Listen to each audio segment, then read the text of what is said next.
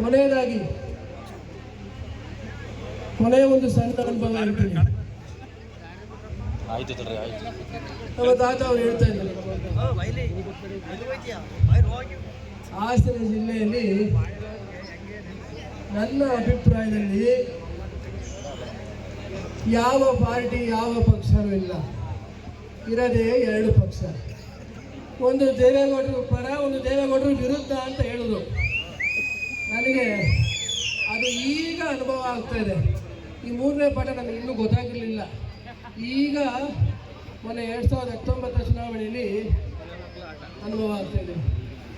ಯಾಕೆ ಈ ಮಾತನ್ನ ನೆನಪು ಮಾಡಿಕೊಂಡೆ ಅಂದರೆ, ನನಗೆ ಮೊನ್ನೆ ತುಂಬ ಹುಷಾರಿರಲಿಲ್ಲ. ಅದೇನೋ ಸೋಕಾದಂಗೆ ಆಗಿದೆ ಅಂದ್ಬಿಟ್ಟು ಅದ್ಯಾರೋ ಹಳೆ ಯಮುನ್ ಕರ್ಕೊಂಡ್ಬಂದು ತುಸಿ ತೆಗೆಸ್ತಾ ಇದ್ದೆ. ನಾಯಿ ಕಣ್ಣು, ನರಿ ಕಣ್ಣು,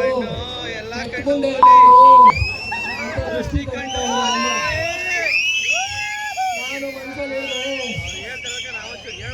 ಅಂದ್ಕೊಂಡೆ, ಕೆಟ್ಟ ಸುಳೆ ಕಣ್ಣು ಅಂತ ಯಾಕೋ ನೀನು ಹೇಳಲಿಲ್ಲ. ಇವತ್ತು ಯಾವುದೇ ಆದಂಥ ಮಹಿಳೆಯರಿಗೆ ಇದು ತಪ್ಪು ರೀತಿಯಲ್ಲಿ ಮಾತಾಡಬೇಕು ಅಂತಲ್ಲ. ಇವತ್ತು ಏನು ದೇವೇಗೌಡರು ವಿರುದ್ಧ ಅಂತ ಕೆಲವು ಬಿಂಬಿಸ್ಕೊಳ್ಳದೆ ಪಾರ್ಟಿ ಒಳಗಡೆನೆ ಇಟ್ಕೊಂಡು ಮೋಸ ಮಾಡ್ತಾರೆ, ಅವ್ರಿಗೆ ಈ ಅರ್ಥ ಹೇಳಿದೆ ಅಂತ ಹೇಳಕ್ಕೆ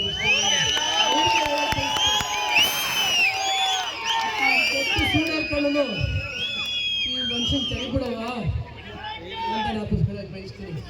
ಇಲ್ಲಿ ಯಾವುದೇ ಹೆಣ್ಮಕ್ಳ ವಿಷಯ ಅಲ್ಲ.